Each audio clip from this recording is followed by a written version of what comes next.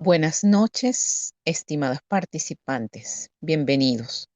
Damos inicio al segundo encuentro síncrono del trimestre 2026-1 para la unidad curricular Psicología de la Personalidad 2, secciones 1 y 2. Quien les habla, la profesora y tutora Yosbeli Vázquez. En esta oportunidad, el objetivo de este encuentro es constituirse como el espacio de aprendizaje para darles a conocer los detalles y especificaciones teóricas de la actividad sumativa 2, que debe ser entregada en la semana 6, es decir, a partir del próximo lunes 23 de febrero hasta el domingo 1 de marzo, siendo la fecha límite para esta segunda entrega el martes 3 de marzo, sin penalización en la calificación. Esto significa que la actividad estará disponible desde el lunes 23 de febrero hasta el martes 3 de marzo. Recuerden que no hay prórroga ni extensión para la entrega de ninguna de las actividades.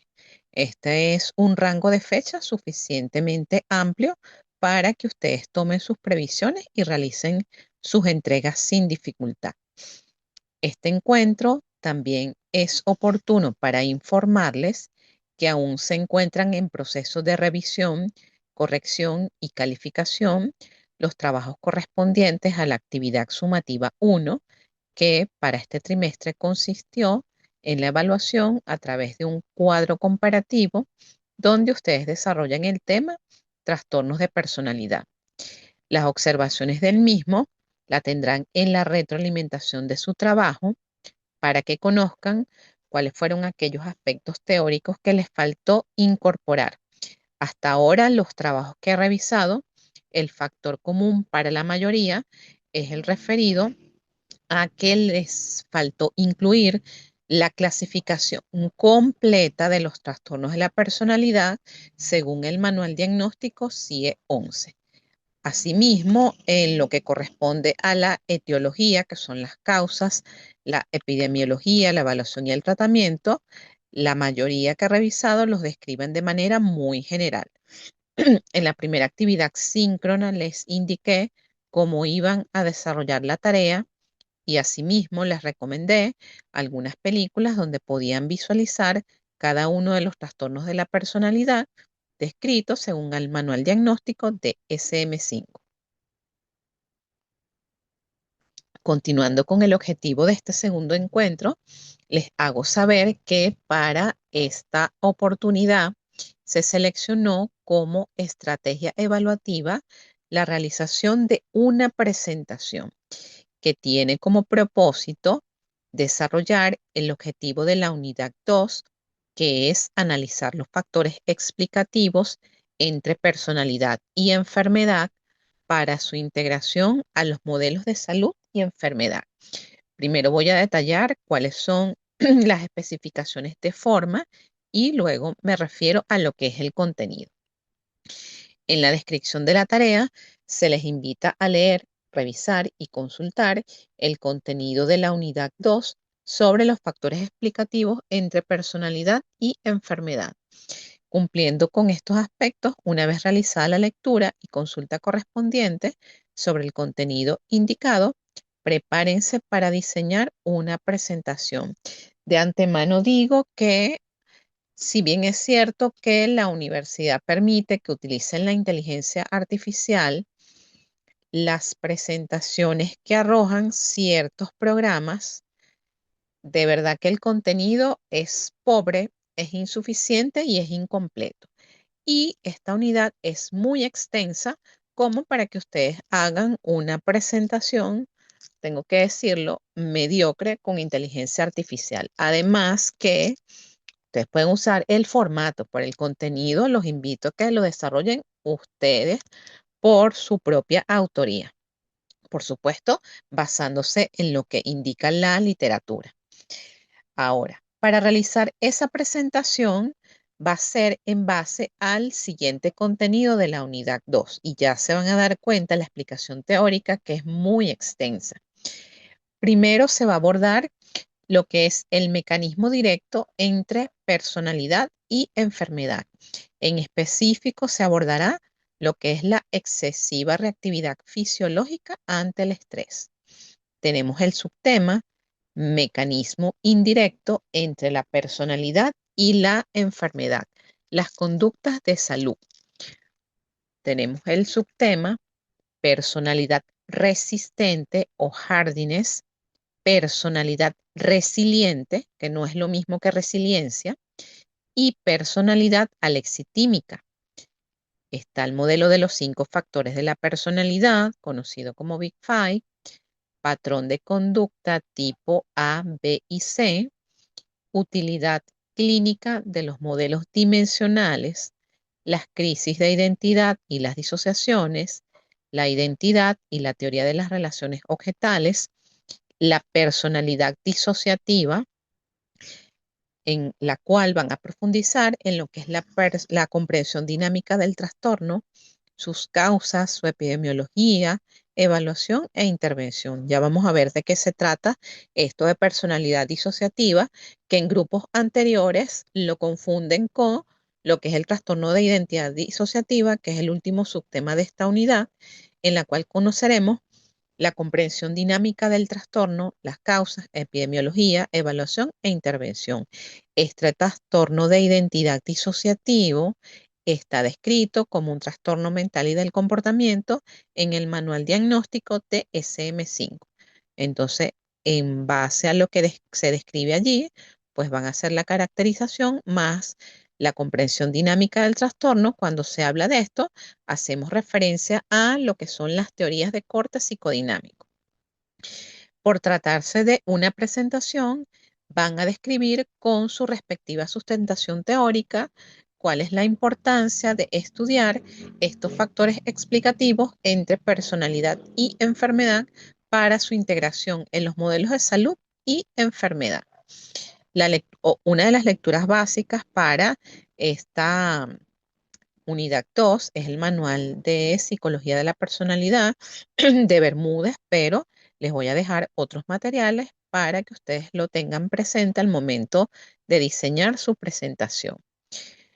¿Cuáles son las disposiciones de forma para esta tarea? Deben elaborar de 20 a 30 láminas diseñadas en PowerPoint u otra herramienta tecnológica que le permita la atención y atracción del tema. Y cuando hablamos de otra herramienta tecnológica, pueden utilizar perfectamente Canva, Prezi o la que ustedes manejen o les sea más fácil, pero deben cerciorarse que el enlace esté disponible, porque para nosotros los tutores es pérdida de tiempo cuando abrimos una presentación y no está disponible el enlace, por ejemplo, en Canva, que es distinto a cuando su presentación está diseñada en PowerPoint. Ustedes la anexan en PDF, que es más fácil de visualizar. Esta presentación debe contener, por supuesto, su introducción, sus reflexiones, que es esta reflexión, esta argumentación que les acabo de describir, las conclusiones y las referencias.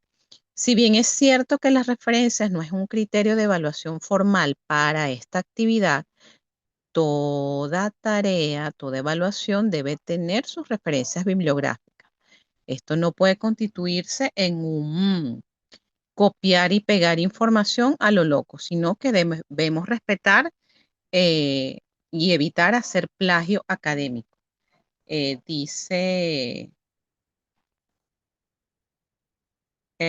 Dice Jonathan, cuando se refiere a la presentación, debemos exponerla o solo hacer la presentación y subirla. Correcto, solo deben hacer la presentación y subirla. No es una presentación que tenga que defender a través de un video.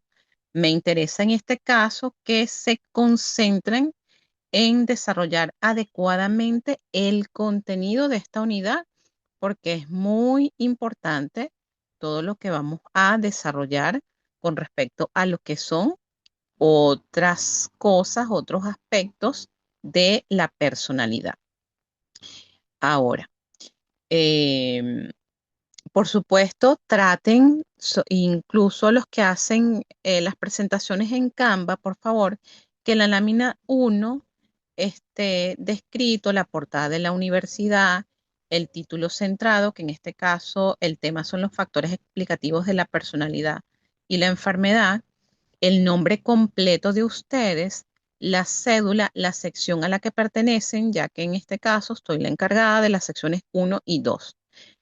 Coloquen el nombre correcto y completo del tutor, que a estas alturas, yo sé que quizás ustedes tienen un patrón, pero me he encontrado con presentaciones que tienen el nombre de otros tutores, ciudad, mes y año. Con respecto a lo que son los criterios formales de evaluación, se va a evaluar la calidad de la información. Es decir, que todo lo que ustedes describan allí se corresponda con lo que indica la literatura del área de psicología de la personalidad, el manual diagnóstico de CM5 en el caso del trastorno de identidad disociativa y los materiales que sean coherentes con el contenido que ustedes estén desarrollando. El contenido, que todo esté desarrollado de acuerdo a las pautas que les estoy indicando, que esté bien organizado, ¿por qué? Porque este es un contenido bastante largo, bastante complejo, entonces aquí debemos apelar a la capacidad de organización y síntesis de la información. Aquí perfectamente, como es una presentación, ustedes pueden hacer sus propios cuadros resumen, cuadros sinópticos, esquemas, de manera que puedan desarrollar toda la información. El impacto visual o normas gramaticales, es decir, que estén escritos todos los términos de manera correcta. Este impacto visual se refiere al adecuado uso del tamaño de letra, el color de la presentación, que sea de fácil lectura. Y la reflexión. Esta reflexión, como ya les señalé, es esa argumentación donde ustedes van a dar respuesta a cuál es la importancia de estudiar los factores explicativos entre la personalidad y la enfermedad para su integración en los modelos de salud y de enfermedad.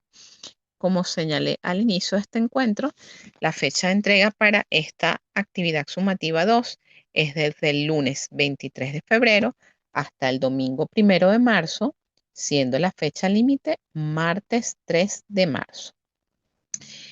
Ahora me voy a enfocar en describirles cuáles son aquellos aspectos teóricos que deben considerar para dar respuesta a su investigación y poder cumplir el objetivo de la unidad 2. Con respecto a lo que son los mecanismos directos entre personalidad y enfermedad, se profundizará en lo que es la excesiva reactividad fisiológica ante el estrés y el mecanismo indirecto entre la personalidad y la enfermedad. Se abordarán las conductas de salud. Aquí partimos de la afirmación de que, aunque en general el estudio científico de los vínculos entre la personalidad y los procesos de salud-enfermedad aún se encuentran poco explorados y van a encontrar esta información en manuales de psicología de la salud, en la actualidad se dispone ya de algunos modelos que pretenden explicar los procesos a través de los cuales las características estables de la personalidad se asocian con la salud. Algunos de estos modelos plantean que existe una asociación entre la personalidad y los procesos de salud-enfermedad, pero que no promulgan relaciones causales entre ellos.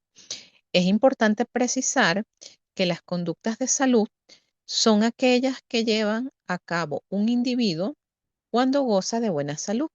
Esto con el propósito de prevenir la enfermedad. Dichos comportamientos incluyen un abanico de conductas que incluyen desde dejar de fumar, perder peso, hacer ejercicio, hasta comer adecuadamente. Todos estos aspectos que acabo de mencionar están relacionados con los hábitos y con los estilos de vida saludables. El concepto de conducta de salud contempla esfuerzos para reducir los patógenos conductuales. Estos son comportamientos o hábitos que pueden causar daño a la salud física y mental de una persona. Como ejemplos están el abuso de sustancias psicoactivas, el desarrollar los trastornos de la conducta alimentaria, conductas sexuales de riesgo como el hecho de tener relaciones sexuales sin protección o con múltiples parejas, que esto es conocido como promiscuidad, estrés crónico, conductas agresivas, entre otras. Y practicar conductas que actúan como inmunógenos conductuales, esto es, comportamientos o hábitos que puedan fortalecer el sistema inmunológico y mejorar la salud en general. Como ejemplo de esto está que se haga una adecuada gestión del estrés, el desarrollo de adecuados hábitos de sueño y alimentación saludable, entre otros. Se han propuesto modelos que sí plantean la personalidad como un factor causal de la enfermedad y la salud. Y esto lo vamos a ver luego con estos modelos de los patrones de conducta A, B y C. Esto mediante mecanismos psicofisiológicos y bioconductuales admisibles. Entre ellos destacan el modelo de modulación del estrés y el modelo de las conductas de riesgo salud, también denominado modelo comportamental. Se destaca también el reporte hecho por Mark Lalonde, en el cual considera los estilos de vida como uno de los determinantes básicos de la salud, junto con los factores biológicos, medioambientales y los relacionados con los sistemas de salud. El enfoque de los determinantes de la salud enfatiza sobre las variables psicológicas asociadas a ese proceso salud-enfermedad. Así, los estilos de vida se considerarían factores de vulnerabilidad o factores de protección para la salud en interacción con el resto de los determinantes. De esta forma, la psicología tendría un papel fundamental en la promoción de estilos de vida saludables, entendidos como aquellos hábitos de comportamiento que suponen factores de protección para la salud y como la manera general de vivir, aspecto que se basa en la interacción entre las conductas de vida y las pautas individuales de conducta determinadas por los factores socioculturales y las características personales, entre ellos la personalidad. Así, se acentúa el carácter activo del ser humano en sus procesos de salud y enfermedad y el marco histórico, cultural y social que determina sus condiciones materiales de vida. Con respecto a lo que son los modelos de conducta asociados a la enfermedad, este modelo plantea la relación entre la enfermedad, entre la personalidad y las conductas de salud, independientemente del estado de enfermedad que pueda sufrir una persona. Lo que plantea este modelo es si las mediciones regulares de salud son indicadores concluyentes de una enfermedad de base o si reflejan conductas de enfermedad en ausencia de una patología de base. El autocuidado de las enfermedades crónicas se define como esa capacidad de un individuo para comprender la enfermedad, adherirse a un plan de tratamiento y participar activamente en las decisiones relacionadas con el manejo de la enfermedad. Desempeña un papel fundamental crucial en el manejo a largo plazo de las condiciones crónicas, ya que puede reducir significativamente el riesgo de progresión de la enfermedad, mejorar los resultados de la salud y mejorar la calidad de vida. Sin embargo, el grado en que los individuos participan en conductas de autocuidado está influenciado por una variedad de factores, incluidos los rasgos de personalidad, el historial de salud familiar y los niveles de alfabetización en salud. Cuando hablo de enfermedades crónicas y personalidad, estaríamos hablando de condiciones como la diabetes, la hipertensión, la fibromialgia, el lupus, que son todas condiciones que tienen una cronicidad en el tiempo y que suelen alterar la calidad de vida y la condición de salud física y está relacionado con el funcionamiento de la personalidad.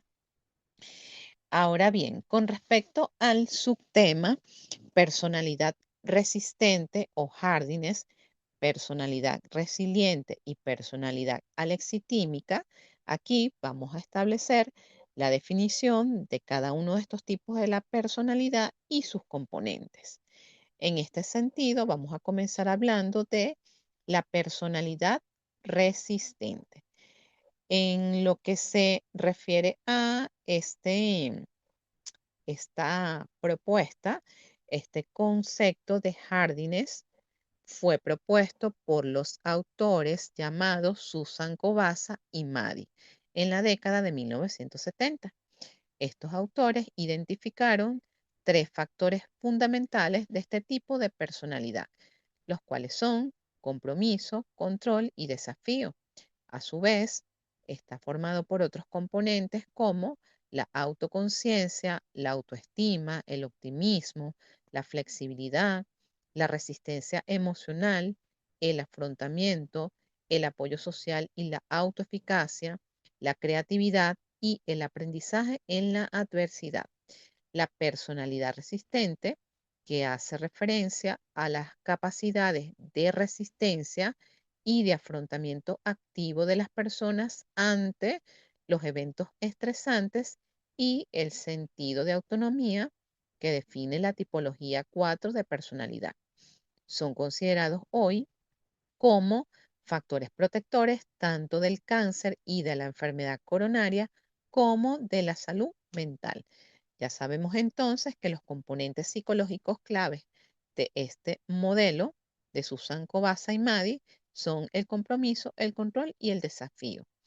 Muchos autores, aparte de ellos, coinciden en señalar que la personalidad resistente proviene del enfoque existencialista, que a su vez toma en cuenta la interacción entre el ambiente y las propensiones del individuo para explicar su comportamiento, caracterizado por la toma de decisiones y orientada al futuro en vez de centrarse en el pasado. En cuanto a la definición de personalidad resistente o también denominada dureza, Kobasa, Maddy y Curington la definen como el conjunto de rasgos de personalidad que se adquieren en los primeros años de vida de la persona y que se caracteriza principalmente por una manera de ver la vida y asumir riesgos para el crecimiento personal y que se caracteriza principalmente por una manera de ver la vida y asumir riesgos y la adaptación al medio. Esta forma de afrontar la vida requiere tres actitudes, que ya las mencioné: compromiso, control y desafío, siendo estas aprendidas por la experiencia y al mismo tiempo reforzadas en interacción entre el individuo con el medio. Estos autores concluyen que estos rasgos son dinámicos y no estáticos. Para Sagues, los individuos con personalidad resistente poseen además una serie de características, entre ellas la curiosidad, la indagación, mirar la vida en perspectiva, capacidad de interpretar las situaciones de manera positiva. Estas personas esperan que los cambios que suceden a su alrededor sean la pauta que marca el día a día, buscando siempre un beneficio para su vida. Por su parte, Maddy y Martínez consideran que la personalidad resistente, como la suma de cogniciones, emociones y conductas integradas en un conjunto de actitudes y acciones que ayudan a la persona a transformar experiencias estresantes y potencialmente dañinas en oportunidades de crecimiento. Dentro de las actitudes que la conforman tenemos compromiso, control y reto. Dentro de las acciones están el afrontamiento resistente, el apoyo social y el autocuidado. Por su parte, lo que es la personalidad resiliente se refiere a el desarrollo de esa capacidad que tenemos los individuos para recuperarnos de experiencias adversas y mantener un funcionamiento psicológico saludable. Esto es, crecer en la adversidad. Los componentes de la personalidad resiliente son el de autoeficacia, apoyo social y flexibilidad.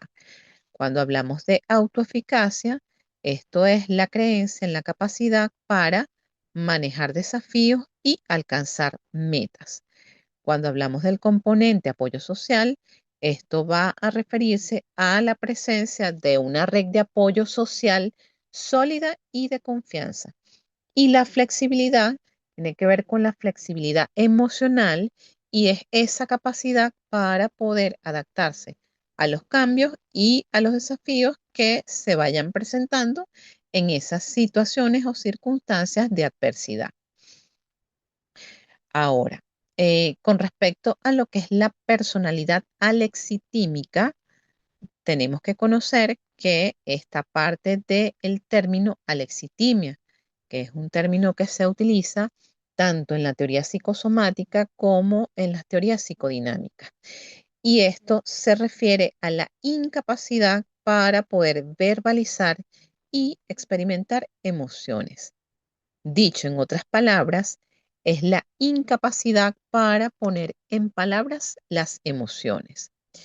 La teoría de la alexitimia tiene su origen en el autor Peter Sifneos, quien considera que la alexitimia puede ser resultado de dificultades en el desarrollo emocional durante la infancia y la adolescencia, donde las experiencias traumáticas y un estilo de crianza autoritario se ha restringido la expresión emocional. Dentro de la personalidad alexitímica no podemos dejar de hablar de lo que es la teoría psicosomática propuesta por Franz Alexander. De acuerdo a este autor, los trastornos psicológicos pueden manifestarse como síntomas físicos.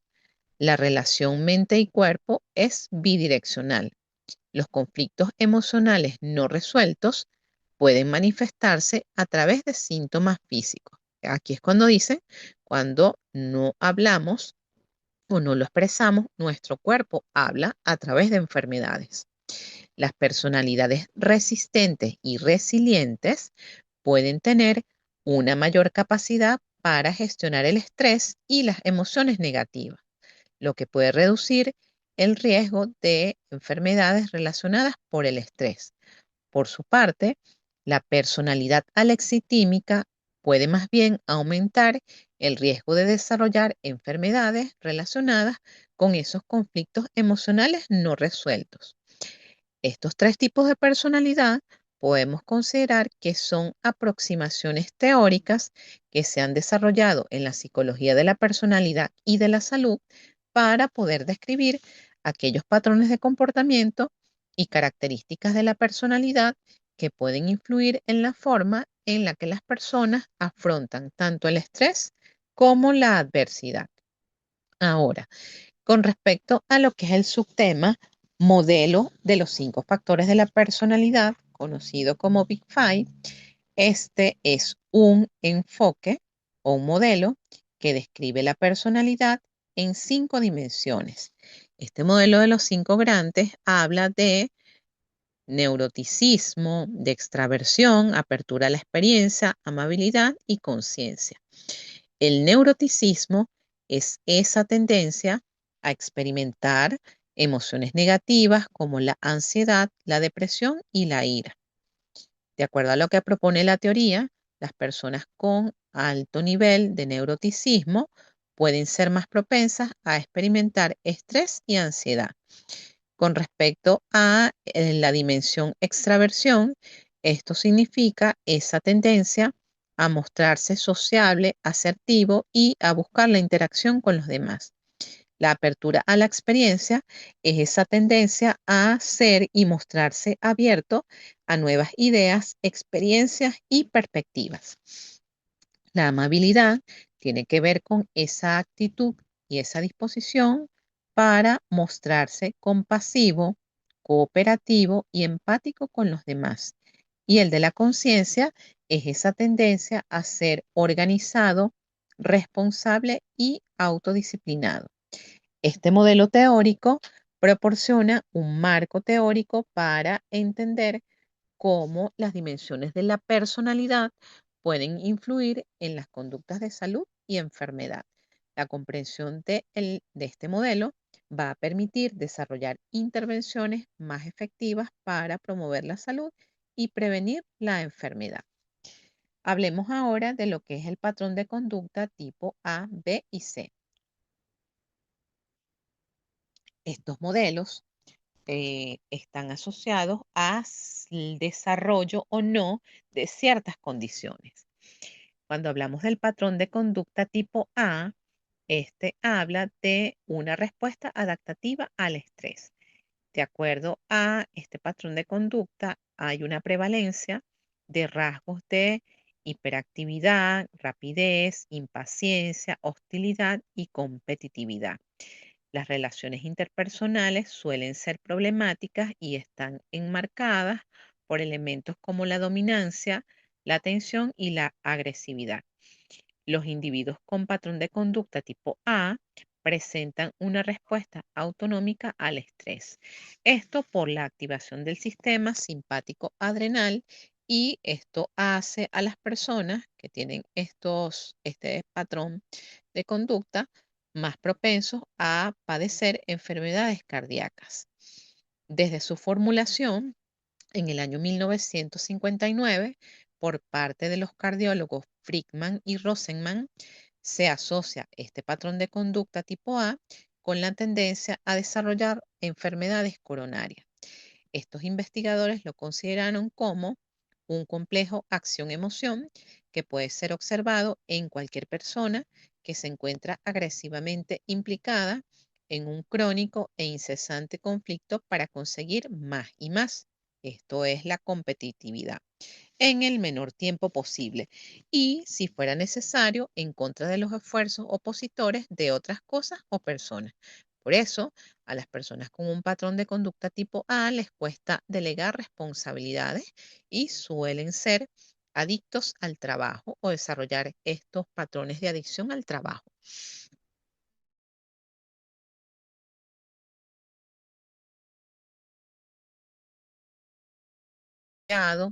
Atento a la satisfacción y el bienestar personal, las relaciones interpersonales suelen estar relajadas, caracterizadas por una abierta expresión de sus emociones, incluyendo la ira. Este es un tipo o un patrón de conducta, vamos a decir, entre comillas, ideal.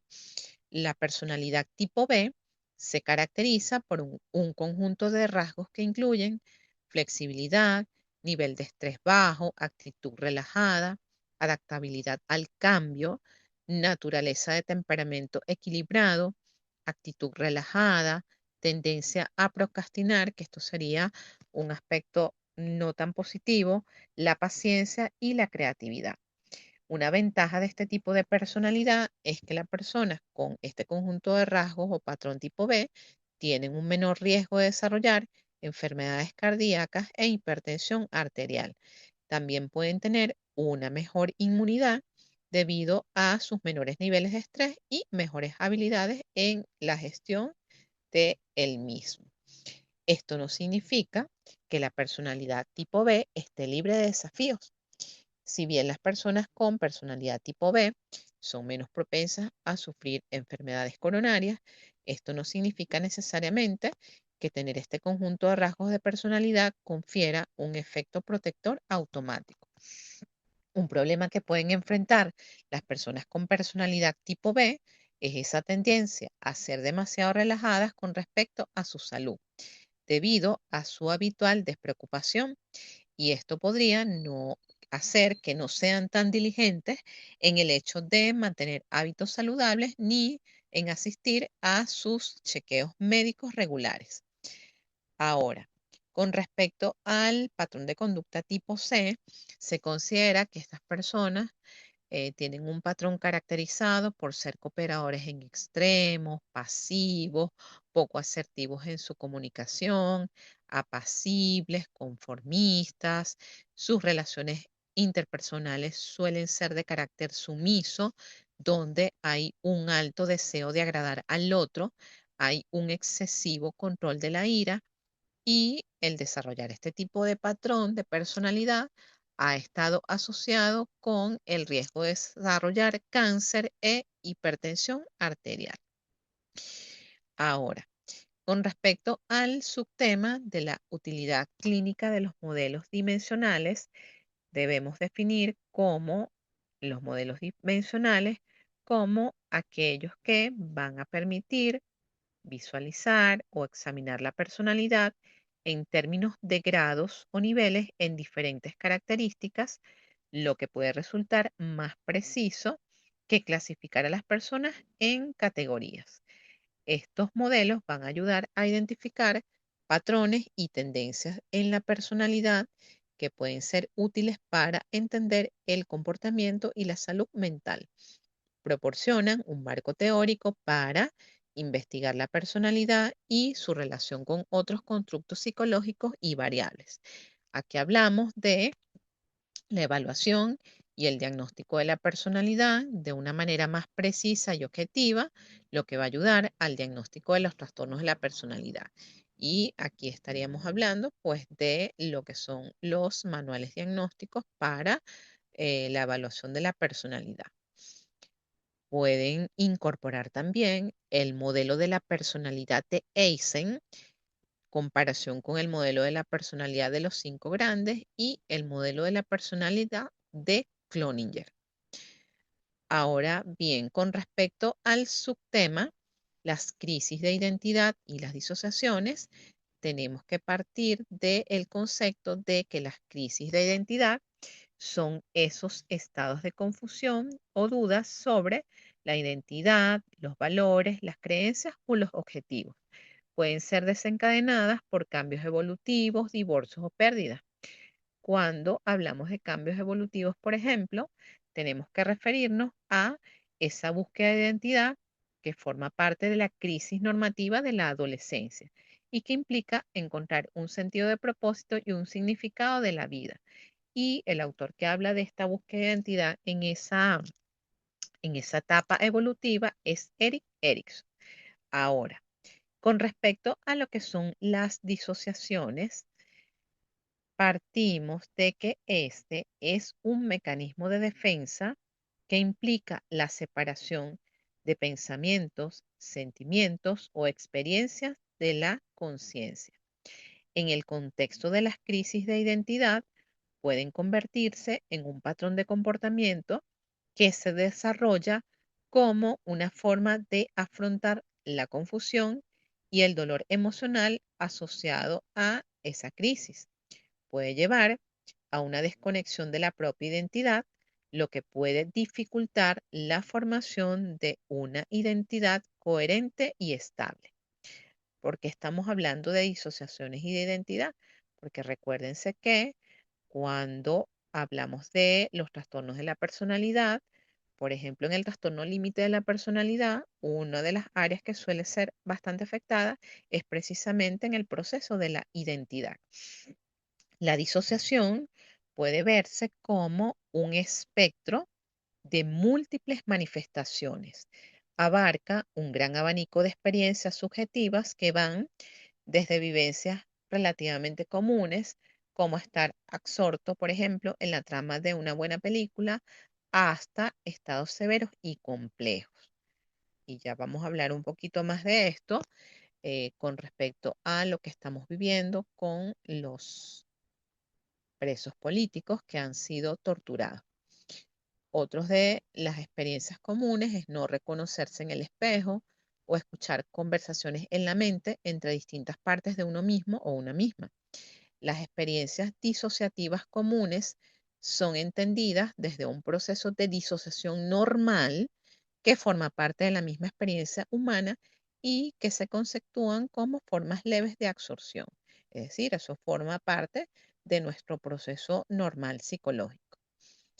Por otra parte, la Asociación Americana de Psicología define a la disociación como la interrupción o discontinuidad de funciones normalmente integradas de la conciencia, que es el poder ubicarnos en el tiempo y en nuestro espacio, la memoria, la identidad, la emoción, la percepción, la representación corporal, el control motor y la conducta, lo que puede afectar potencialmente todas las áreas de las funciones psicológicas. En general, existen síntomas disociativos positivos, como lo son los flashbacks, los pensamientos intrusivos o intrusiones en la propia conciencia, pérdida de la autocontinuidad, fragmentación de la identidad y la plenitud, y síntomas disociativos negativos, como en el caso de la amnesia, que resultan en la incapacidad de acceder a la información o controlar las funciones mentales normales. Es común que la disociación se vea influenciada por la proximidad o las secuelas de las experiencias traumáticas, es decir, cuando se convierte en el síndrome de trauma complejo. El manual de CM5 describe los trastornos disociativos junto a los trastornos relacionados con el estrés, pero no son parte de estos trastornos, lo que refleja una estrecha relación entre dos clases diagnósticas. De hecho, estas relaciones se reconocieron a través del psicólogo francés Pierre Janet. Fue el primer autor en conceptualizar la disociación como la incapacidad de la persona para integrar las emociones vehementes del estrés severo o la exposición a un evento traumatizado que indujo una reacción histérica. Según Janet, la disociación proporciona una defensa crítica contra la experiencia traumática abrumadora, entre los que se incluyen las experiencias de maltrato infantil, los traumas de guerra, las torturas, las violaciones, de los cuales no es posible un escape físico real, pero sí un escape psicológico. Cuando una persona se disocia, significa la división de alguna parte o componente de la actividad mental, que es una interrupción repentina y temporal de algunos aspectos de la conciencia, la identidad o el comportamiento de la persona. Un cuadro clínico de disociación muestra que la función de la memoria de la conciencia del individuo se altera, la identidad de la personalidad se altera y el comportamiento motor se altera. Las alteraciones de las funciones integradas de la normalidad, de la identidad, la memoria y la conciencia pueden ocurrir repentinamente o en un inicio gradual y podrían ser transitorias, es decir, breves o crónicas en duración. Muchos especialistas opinan que los fenómenos disociativos son inducidos traumáticamente y existen en un continuo y evolucionan con el tiempo en un proceso desadaptativo que excede en un contexto inapropiado. Como consecuencia de un trauma severo, los recuerdos de la experiencia traumática no pueden integrarse completamente en la conciencia personal y de hecho se separan o disocian de la conciencia y del control propio. Por lo tanto, la formulación integral de los efectos del trauma en la mente se basa en la noción de que la incapacidad de integrar los recuerdos traumáticos como memoria narrativa debido a una excitación emocional extrema resulta en el desarrollo de lo que se llama síndrome de trauma complejo o trastorno por estrés postraumático complejo. En esos casos, las víctimas del trauma pueden desarrollar fobia a los recuerdos traumáticos. Esto va a alterar la integración de la experiencia traumática y separar los recuerdos traumáticos de la conciencia. Tales recuerdos traumáticos se integraron o fijaron en el inconsciente de uno y no pueden ser liquidados o traducidos a una narrativa personal. Por lo tanto, los recuerdos inconscientes continúan entrometiéndose en la víctima del trauma como una percepción aterradora, preocupación obsesiva y reexperimentación somática. Es decir, que si la persona relata su trauma, va a volver a revivir esta experiencia traumática. Posteriormente, el individuo traumatizado reacciona a los recordatorios de la respuesta traumática con respuestas que habían sido relevantes para el trauma original sin valores adaptativos o con valores adaptativos disminuidos. Al exponerse a esos recuerdos de trauma, la víctima del trauma experimenta representaciones somatosensoriales inconscientes y fuera del control, porque los recuerdos traumáticos están fijados al trauma en el pasado y almacenados en el inconsciente del individuo o permanecen fragmentados. Janet propuso que los esfuerzos por mantener los recuerdos traumáticos fragmentados fuera de la conciencia erosionan la energía psicológica de los individuos traumatizados. Esto va a interferir en esa capacidad del individuo de participar en acciones adecuadas, creativas y enfocadas. Es decir, les va a costar a las personas ubicarse en el aquí y en el ahora, en esa capacidad de aprender de la experiencia traumática. El trauma severo disocia las capacidades y la integridad de la persona, lo cual es inconsistente con el estado mental y físico de coherencia y continuidad previo al trauma. Esto trae un aviso de que la disociación es una alteración de la conciencia en la cual el individuo traumatizado se siente desconectado tanto de su propio yo como del entorno. No significa que un individuo esté físicamente desconectado o de sí mismo o del entorno, sino que la víctima del trauma es conscientemente inconsciente de ciertos elementos o de la ausencia de relación del yo. Esto incluye la privación sensorial y la capacidad de responder o actuar en consecuencia. La disociación también puede representar la coexistencia del sistema mental o de las identidades totalmente separadas de uno que deberían estar integradas de manera ordinaria en la conciencia, la memoria o la identidad de la persona, que es la integridad de la personalidad. En una investigación realizada por Cepini, esta reporta que trabajando con individuos severamente traumatizados por más de 2 décadas, encontró las siguientes características clínicas de disociación en el síndrome de trauma complejo o trastorno por estrés postraumático complejo, entre las cuales están la amnesia, que se caracteriza por problemas recurrentes de memoria, a menudo descritos por el paciente como pérdida de tiempo. Esta característica puede variar desde varios minutos o varios meses. Despersonalización, que es una sensación de desapego o desconexión del yo de la víctima del trauma. La persona siente que el propio yo es un extraño o siente que parte de sí mismo no pertenece a una persona.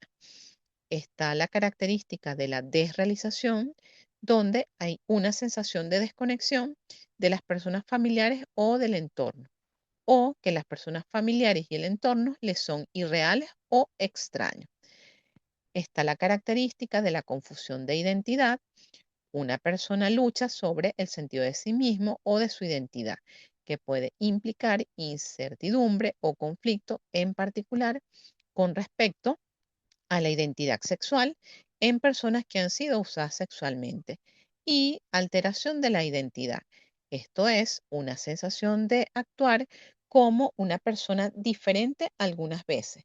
La alteración de la identidad incluye usar nombres diferentes y descubrir qué elementos conocidos no se reconocen. El síndrome de trauma complejo compromete una concepción alterada del yo en relación con el mundo interno y externo, basado en estar fijado en la experiencia del trauma y tener una vida de sueños atípica, donde suele haber irritabilidad crónica, reacciones de sobresalto, reacciones agresivas explosivas o ninguna reacción en absoluto. Esta condición viene a ser el resultado del que yo traumatizado se dedica a actos específicos de garantizar la seguridad de su organismo y tratar de protegerse del recuerdo doloroso del trauma. Los pensamientos intrusivos sobre el trauma impiden que la víctima del mismo piense positivamente o dé una respuesta analítica sobre las relaciones entre un desencadenante, que son los recuerdos, y los pensamientos intrusivos. El DSM-5 ha reconocido que la disociación es a menudo una secuela del trauma y muchos de los síntomas, incluido vergüenza y confusión acerca de los síntomas o un deseo de ocultarlos, están influenciados por la proximidad de los eventos traumáticos experimentados. Además, al diagnosticar el trastorno de estrés postraumático, el DSM-5 requiere especificar si se presenta con síntomas disociativos, ya sea en forma de desrealización o despersonalización. Algunos autores consideran que los flashbacks, que son esos recuerdos que se presentan en sus situaciones normales, son síntomas disociativos relacionados con el estrés porque tales síntomas reexperimentados involucran características del desapego del paciente, es decir, una separación de la realidad que son esencialmente disociativas. La disociación como posible característica principal del síndrome de trauma complejo debe considerarse dentro del marco temporal de su ocurrencia. La disociación peritraumática que ocurre durante o inmediatamente después de traumas graves, es decir, de la presencia del factor estresante, la disociación postraumática aguda que ocurre durante la primera o segunda semana después del evento y la disociación crónica que puede continuar durante años después del evento estresante. Por lo tanto, los fenómenos disociativos pueden ocurrir en diversos momentos después del evento, donde se presenta el factor estresante, a través de diferentes vías causales y podrían caracterizarse por diferentes funciones patológicas de la psique, disfunciones somáticas o conductuales. Además, puede haber una o más causas de disociación que surgen en un momento y vía particular después del evento traumático. La mayoría de las formas de disociación, incluyendo la despersonalización, la desrealización, las lagunas en la conciencia o la amnesia, cumplen la función de alterar o distanciar a un individuo de su entorno y ocurren como respuesta a una excitación psicológica extrema. Una vez que el trauma o evento ha terminado, las experiencias disociativas son mecanismos de defensa y sirven para proteger a la víctima del trauma al proporcionar distancia emocional de la angustia desencadenada por los recuerdos del evento. La despersonalización y la desrealización ocurren como una distancia emocional directa al distorsionar las percepciones del yo traumatizado del evento traumático. Es decir, lo que estaba sucediendo realmente no me sucedió a mí. Las lagunas en la conciencia y la amnesia son formas directas de excluir la experiencia traumática de la propia conciencia. Sin embargo, la experiencia traumática, que son esos recuerdos traumáticos, a menudo son inconscientes, de las cuales la víctima del trauma no es totalmente consciente y están dirigidos por los impulsos del conflicto interno. Con esta descripción, nosotros podemos darnos cuenta de la complejidad de muchos de estos procesos y no son tan simples de definir y requieren que nos tomemos el tiempo para poder procesar toda esta información. Ahora bien, con respecto al subtema identidad y teoría de las relaciones objetales, este es un concepto fundamental tanto en la psicología del desarrollo como en la psicología clínica. Autores como Melanie Klein, Donald Winnicott y Robert Fairbairn sostienen que la identidad se forma a través de la interacción con objetos, y estos objetos son personas y experiencias en el entorno. Según esta teoría de las relaciones objetales, la identidad se forma a través de la internalización de los objetos que de acuerdo a este enfoque son las personas significativas en nuestra infancia. Y estas personas significativas en nuestra infancia usualmente son la madre o los cuidadores principales. Estos objetos internalizados pueden influir en la forma en que nos percibimos a nosotros mismos y los demás. Asimismo, las relaciones tempranas con los cuidadores, estos cuidadores no siempre son mamá, sino esa persona que tenga ese rol materno o el cuidador, juegan un papel crucial en la formación de la identidad. La calidad de estas relaciones es la base de la seguridad y la estabilidad de la identidad. La teoría de las relaciones objetales sugiere que el self o el yo, que es un concepto que se refiere a la experiencia subjetiva de ser una persona única y consciente de sí misma. Es la entidad que experimenta pensamientos, emociones y sensaciones y que tiene una identidad y continuidad a lo largo del tiempo. Se desarrolla a través de la interacción con los objetos.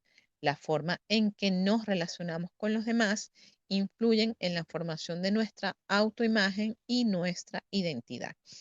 La teoría de las relaciones objetales tiene su origen en el psicoanálisis y específicamente en la obra de Sigmund Freud, el cual sentó las bases para comprender la importancia de las relaciones tempranas y los procesos inconscientes en el desarrollo humano. Sin embargo, el desarrollo de las teorías de las relaciones objetales como un enfoque psicoanalítico diferenciado comenzó a principios del siglo XX y ha cobrado relevancia gracias a las contribuciones de varias figuras claves en este campo, como lo fue la psicoanalista austriaca Melanie Klein. Esta autora es considerada como una de las pioneras de la teoría de las relaciones objetales. Su trabajo se centró en la relación temprana madre-hijo y en cómo las fantasías inconscientes y los objetos internos influyen en el desarrollo psicológico de una persona. Klein introdujo los conceptos de pecho bueno y pecho malo para describir las representaciones internalizadas del niño sobre aspectos de crianza y frustración de la madre. El pecho bueno es aquella figura materna que es nutritiva, que es contenedora, que le proporciona seguridad, y el pecho malo es aquella tipo de madre, de acuerdo a esta teoría, que es negligente con cumplir con satisfacer todas las necesidades que necesita el niño, sobre todo durante esa primera infancia. Otro de los autores que ha realizado contribuciones importantes a la teoría de las relaciones objetales es Donald Winnicott, que es un pediatra y psicoanalista británico. Realizó importantes contribuciones a esta teoría.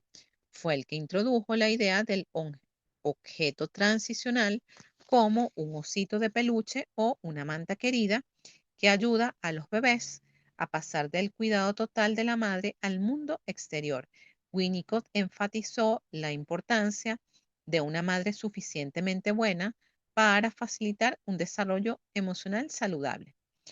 Ronald Fairbairn, por su parte, psicoanalista escocés, amplió la teoría de las relaciones objetales centrándose en la dinámica de las relaciones interpersonales. Hizo hincapié en la internalización de los objetos y su impacto en el autoconcepto y las relaciones personales. El trabajo de Feinberg influyó en la comprensión del desarrollo del yo y el papel de las relaciones objetales en la psicopatología. Harry Guthrie, psicoanalista inglés, profundizó en el desarrollo de la teoría de las relaciones objetales, enfatizando la relación terapéutica y la importancia de comprender esa relación terapeuta-cliente en el proceso terapéutico. Su trabajo contribuyó a la integración de la teoría de las relaciones objetales en la práctica psicoterapéutica. Por otra parte, con el tiempo, esta teoría de las relaciones objetales ha evolucionado y se ramificó en diversas corrientes de pensamiento dentro del psicoanálisis y la psicoterapia. Estas teorías siguen influyendo en lo que son los enfoques dinámicos y en lo que es la terapia relacional contemporánea, aportando valiosas perspectivas para comprender el impacto de las relaciones tempranas en el bienestar mental y emocional. Los terapeutas suelen recurrir a la teoría de las relaciones objetales para ayudar a los pacientes a abordar y explorar cuestiones relacionadas con el apego, la identidad y las dinámicas interpersonales en la terapia. No podemos dejar de mencionar los aportes del psicoanalista Otto Kemper. Este autor diferenció entre una identidad integrada de un síndrome de una difusión de identidad, donde se evalúa el grado de integración tanto del concepto de sí mismo, de otros significativos y la organización de la experiencia subjetiva. Para este autor, una identidad integrada implica una visión real e integrada de uno mismo y de otros, que se conduce con las experiencias subjetivas y emocionales complejas, realistas, continuas en el tiempo y en diversos contextos. Implica una capacidad de investir a lo largo del tiempo en el trabajo, relaciones profundas, intereses recreacionales, principios, sentimientos y creencias. Esto es coherente con una autoestima sana y con experiencias emocionales que son moduladas y proporcionales a los estímulos, y que a pesar de tener afectos intensos, no hay una pérdida de control de los impulsos ni se compromete la prueba de realidad. El síndrome de difusión de identidad implica un mayor grado de patología en esta área y que sería algo característico de los trastornos de la personalidad. Se define inicialmente como un concepto empobrecidamente integrado de uno mismo y de otros, junto con una experiencia subjetiva de vacío crónico y contradicciones internas, que es propia del trastorno de la personalidad límite. Este síndrome de difusión de identidad se caracteriza por una falta de coherencia del sentido del sí mismo y de otros significativos a lo largo del tiempo y en diferentes contextos. A su vez, se observa un escaso y dificultoso investimento. Esta palabra investimento, es decir, esa energía que se le pone a los proyectos profesionales, recreacionales, interpersonales y sexuales, junto con valoraciones inconsistentes e inestables que cambian dramáticamente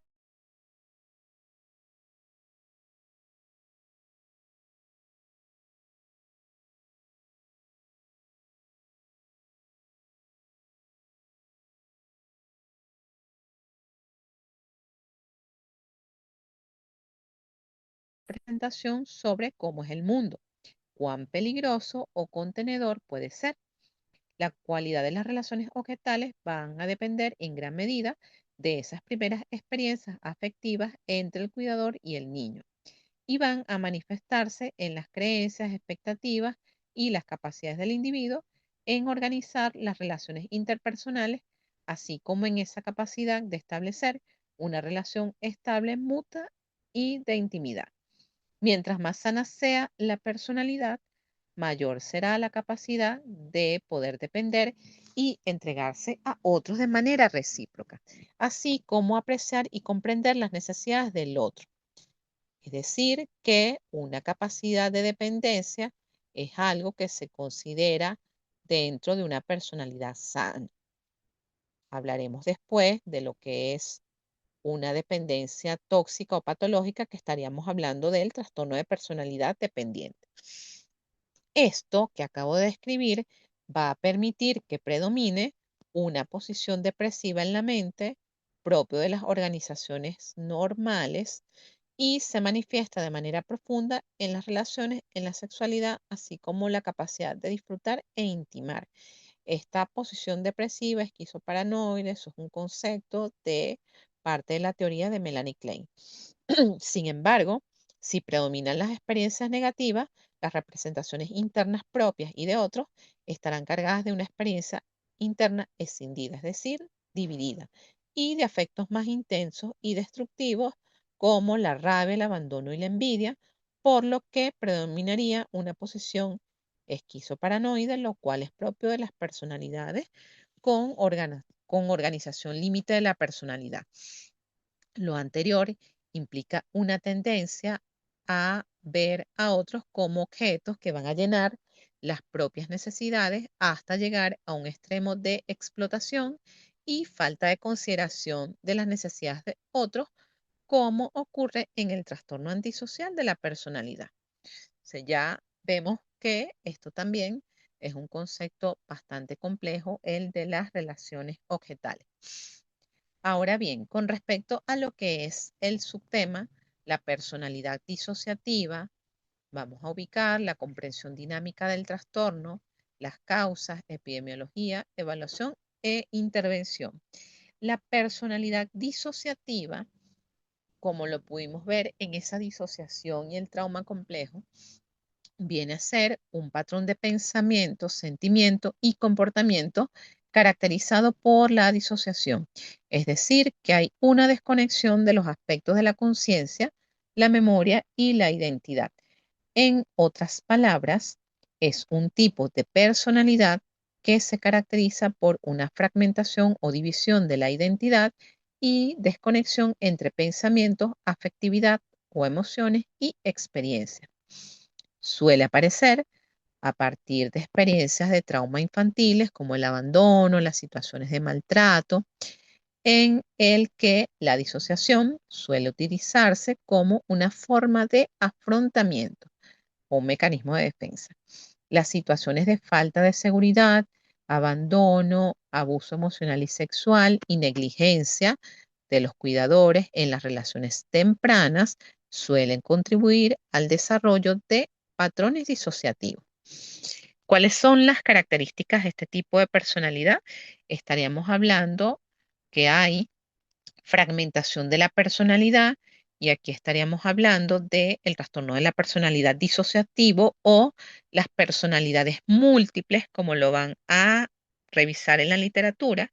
Esas personalidades múltiples, un término que se utilizó durante mucho tiempo antes de establecer el trastorno de identidad disociativa. Otra de las características es la desconexión emocional y la dificultad en las relaciones interpersonales. ¿Cuáles son los tipos de personalidades disociativos? Tenemos el trastorno de identidad disociativo y el trastorno de estrés postraumático o este síndrome de trauma complejo. Ahora bien, por último, tenemos el trastorno de identidad disociativo, que esto lo vamos a describir de acuerdo a el manual diagnóstico DCM-5. Van a ubicar la comprensión dinámica del trastorno, las causas, la epidemiología, la evaluación y la intervención. Para comprender este fenómeno, les voy a recomendar una película eh, que es un poco viejita, pero es muy buena, que es la que se llama Fragmentado o Escindido. Hasta hace poco estuvo en Netflix, ya la quitaron, pero creo que la pueden conseguir en otras plataformas. Este trastorno de identidad disociativo lo van a encontrar en la literatura clásica con la denominación trastorno de personalidad múltiple. La característica fundamental y diferencial del trastorno de identidad disociativo, de acuerdo a la Asociación Americana de Psicología, es la alteración de la identidad por la presencia de dos o más estados de personalidad bien definidos que están presentes y pueden tomar el control de la persona. Cada estado mental suele ser experimentado por la misma persona y por los demás como distintos en edad, género, orientación sexual y habilidades. En muchas culturas y sociedades del mundo, esta experiencia se conceptualiza popularmente como una posesión. El nivel, el grado y la frecuencia de la manifestación de estos estados de personalidad va a variar y depende mucho de muchos factores, como el nivel de estrés, cultura, religión, conflictos internos, tolerancia al estrés, desregulación emocional, entre otros. En muchos casos, la persona podría tener lagunas episódicas en su memoria sobre eventos o momentos significativos, aunque algunos podrían describir sus recuerdos como nublados, confusos o parcialmente incompletos. En el pasado, como ya les señalé, este diagnóstico se conocía como trastorno de personalidad múltiple, sugiriendo así la presencia de varias personas o varias personalidades en un individuo. Actualmente, los expertos coinciden en que es más sensato hablar de fragmentación de partes o discontinuidad de la identidad, la memoria y la conciencia. Además, el trastorno de identidad disociativo comparte síntomas con los demás trastornos disociativos, como lo pudimos ver en la amnesia, las fugas disociativas, la despersonalización y la desrealización, con el trastorno del estrés postraumático, por ejemplo, la presencia de los flashbacks, con la epilepsia focal, que eso sería una patología de base, donde hay alteración de la identidad y la presencia de amnesia, e incluso podría manifestarse algunos síntomas psicóticos transitorios, como la presencia de alucinaciones auditivas. No obstante, no se deben confundir las voces psicóticas con las voces disociativas. Las voces psicóticas se perciben como externas, mientras que las voces disociativas se perciben como parte de la propia mente de la persona. Todo esto hace que el avalúo y el diagnóstico diferencial del trastorno, perdón, y el diagnóstico diferencial del trastorno de identidad disociativo sea más retador. La prevalencia o la epidemiología del trastorno de la identidad disociativa en la población general es de aproximadamente 1%, es decir, es muy bajita y suele presentarse con mayor frecuencia en mujeres. Con respecto a lo que es la evaluación, existen alguna serie de instrumentos para poder determinar en específico la presencia de esta condición. Están las entrevistas estructuradas para los trastornos disociativos, que usualmente tienen criterios de los manuales diagnósticos, la escala de experiencias disociativas y el cuestionario de trauma disociativo. Se evalúa la funcionalidad, es decir, la capacidad del paciente para funcionar en diferentes áreas de la vida como el trabajo, las relaciones y la vida diaria.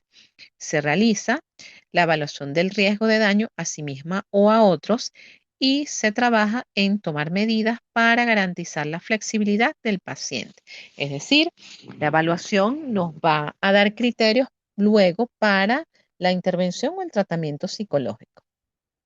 El tratamiento de elección, por supuesto, va a ser las terapias basadas en la evidencia científica como la terapia cognitivo-conductual, donde específicamente se van a usar las técnicas para la gestión del estrés, como las técnicas de respiración, las de relajación progresiva, la reestructuración cognitiva y la exposición gradual, que es una técnica eh, para una técnica conductual.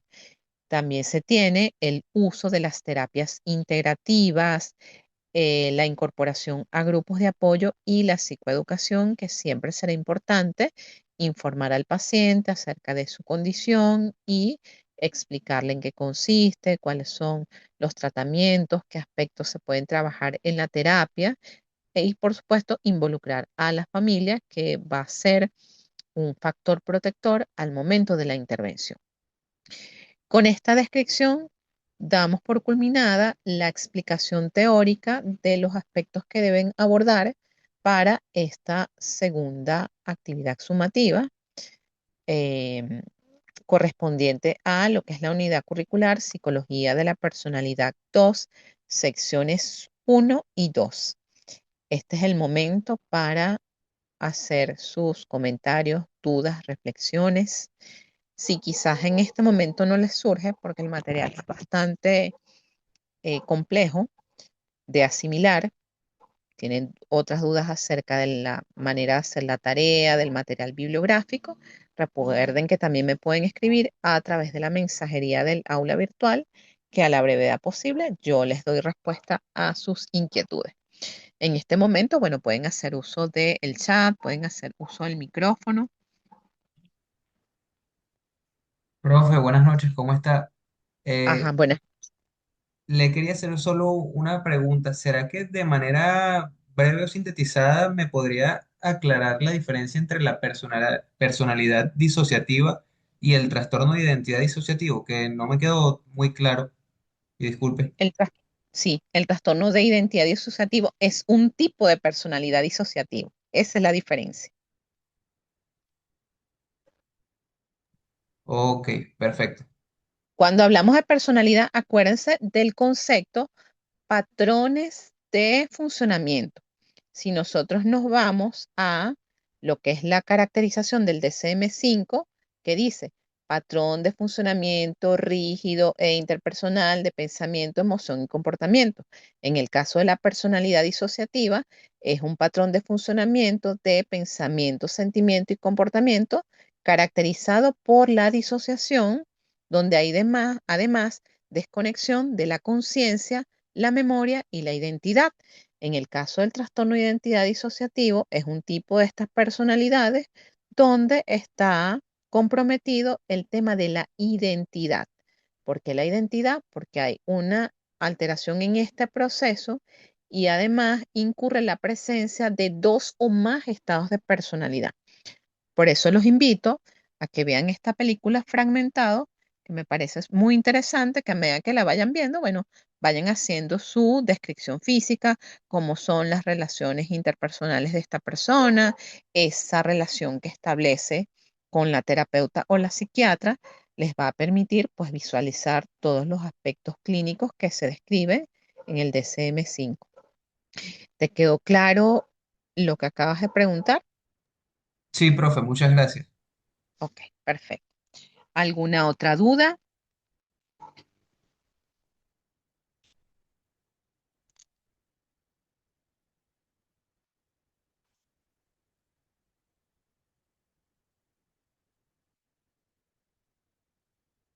Perfecto, gracias Brittany. ¿Los otros participantes en sala les quedó claro? ¿Tienen alguna duda?